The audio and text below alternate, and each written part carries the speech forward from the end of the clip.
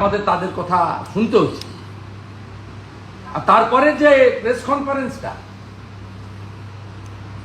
Tainted DG Rajeev Kumar, যাকে vote এলে সরিয়ে দেওয়া হয়, সিঙ্গুর খ্যাত একটা বাঁদর সুপ্রতিম সরকার, আরেকটা বড় চাটুকার আলাপন বন্দ্যোপাধ্যায়, যার গোটা গোষ্ঠী এই সরকারের কাছ থেকে বেনিফিটেড, এরা আরেকটা প্রেস কনফারেন্স করেছে চিকিৎসকদের এবং হসপিটালের নিরাপত্তা। আপনি জানেন কত সিসিটিভি এখনো পর্যন্ত নির্ভয়ার যে 60-40-এর যে স্কিম ছিল মহিলা নিরাপত্তায়, তাতে পশ্চিমবঙ্গ সরকার 7,000 কোটি টাকা পেয়েছে, ইউটিলাইজেশন 392 কোটি টাকা। জানেন কোনো সিসিটিভি পাবেন আপনি?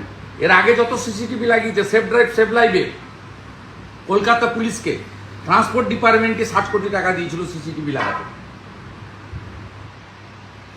একদিকে আমাদের ডাক্তার বোনের বিচার পাওয়া গেল না, অন্যদিকে জুনিয়র ডাক্তারদের আন্দোলনকে সুপ্রিম কোর্টকে দেখিয়ে প্রত্যাহার করার জন্য কার্যত বাধ্য করানো হলো। তৃতীয়ত, সিসিটিভি লাগানোর নামে পুলিশের আইপিএসদের আরো কোটি কোটি টাকা চুরি করার বন্দোবস্ত করে দেওয়া হলো। যার গেল তার গেল। এরা 10 বছরে এই মমতা ব্যানার্জির আইপিএসরা নির্ভয়া তহবিলের কেন্দ্র থেকে আসা 7,000 কোটি টাকা সিসিটিভি লাগানোর নামে কয়েকশো কোটি টাকা চুরি করে অন্য রাজ্যে পাচার করেছে। কারণ নন বেঙ্গলি আইএসদের ছাড়া মমতা ব্যানার্জি কাউকে চেনেন না। সেই কারণে 89-এর ব্যাচ অত্রি ভট্টাচার্য, 90-র ব্যাচ সুব্রত গুপ্তর মতো আইএসকে বাদ দিয়ে 91-এর মনোজ পন্থকে সিএস করেছে চাটুকারদের পরিবৃত্ত হয়ে থাকার জন্য। আর আন্দোলন থামাটামার কোনো গল্প নেই। পুজো নিশ্চয়ই হবে, অষ্টমীর দিন পুষ্পাঞ্জলি নিশ্চয়ই দেব, পঞ্জিকা শাস্ত্র মতে শক্তির আরাধনা হবে, উৎসব হবে কিনা 18 তারিখে সুপ্রিম কোর্ট দেখে বাঙালি ঠিক করবে, আমি মনে করি ব্যক্তিগতভাবে। বিনীত গোয়েল এক মাস আগে গিয়েছিল, এক সপ্তাহ আগে গিয়েছিল, গিয়ে রেজিগনেশন দিতে চেয়েছিলেন মুখ্যমন্ত্রী পাল্টা বক্তব্য, উনি ভালো করে পুজো নিয়ন্ত্রণ করতে পারেন। আজকে তো ছত্রে হিয়ারিং এ লাইভ ভিউতে লোক দেখেছে কি করে রাজ্য সরকারের পুলিশের পাটে কত গাফিলতি। সুপ্রিম কোর্টের মহামান্য বিচারপতিরা কি করবেন কি করেছেন আমি এগুলো নিয়ে বলবো না, সবাই দেখেছেন ও ধারণাও লোকের পরিষ্কার হয়ে গেছে। কিন্তু ছত্রে এসজি তুষার মেহতা মহোদয় থেকে শুরু করে আমাদের নির্যাতিতা বা রেপ মানে খুন হয়ে যাওয়া বোনের লয়ার থেকে শুরু করে এবং সেকেন্ড জাজ যিনি ছিলেন অনারেবল সিজিআই ছাড়া, তিনি যেভাবে প্রত্যেকটা পয়েন্ট ধরেছেন, ওই পোস্টমর্টমের পরে মেমো নাম্বার সহ মেমো থেকে শুরু করে প্রত্যেকটা জিনিস। এবং আজকে তো কোর্টে এসজি পরিষ্কার বলেছে যে 5 ঘন্টার মধ্যে, যেটা রেপের ক্ষেত্রে স্যাম্পল বায়োলজিক্যাল মানে ইনভেস্টিগেশনটা খুবই এসেন্সিয়াল, সে টাইমটা চলে গেছিল।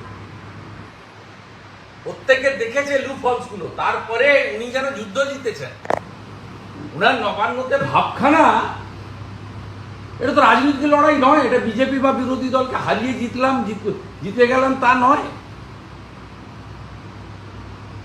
যেভাবে উনার আজকে মিথ্যা কথা, অঙ্গভঙ্গি, কথাবার্তা, মুখের face is the index of mind, এটা একটা উনার হিংস্রতা, ওনার প্রতিহিংসা পরায়ণতা, ওনার যে অন্তর্নিহিত একটা ক্রোধ, তার বহিঃপ্রকাশ বাঙালি আজকে দেখল। এরপরে পশ্চিমবাংলার মানুষ বিচার করবেন এই রকম একটা নির্লজ্জ মিথ্যাবাদী, এই রকম একজন অমানবিক যার হৃদয় নেই।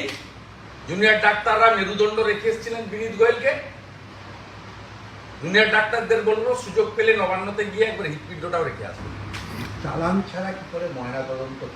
ভয়ঙ্কর। সমস্ত তাতে আমরা সকলেই ভেবেছিলাম একটা ইন্টারিম অর্ডার দেবে, দেননি। তারা কেন দেননি অনারেবল সিজিআই আর অন্য জাজরা বলবেন, আমার বলা ঠিক না। আমার I have enough regards to supreme court.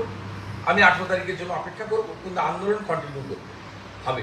এবং যেখানে যেখানে জনগণের অরাজনৈতিক আন্দোলনের উপর হামলা হয়েছে, লিডার অব অপোজিশন সেখানে যাবে প্রতিবাদ করতে।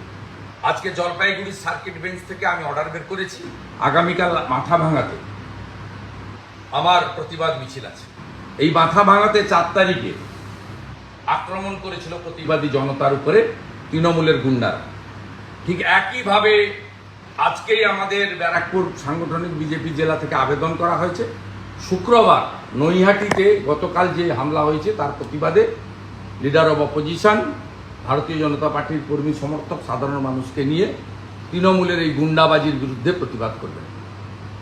শুনুন, স্বাস্থ্য ভবনের এসওপি বলছে যে 6টার পরে ধর্ষণের ঘটনায় কখনো ময়না তদন্ত করা যায় না। সবাই দেখেছে, আপনারা ওয়েট করুন সুপ্রিম কোর্ট কি করে তার উপর ওয়েট করুন।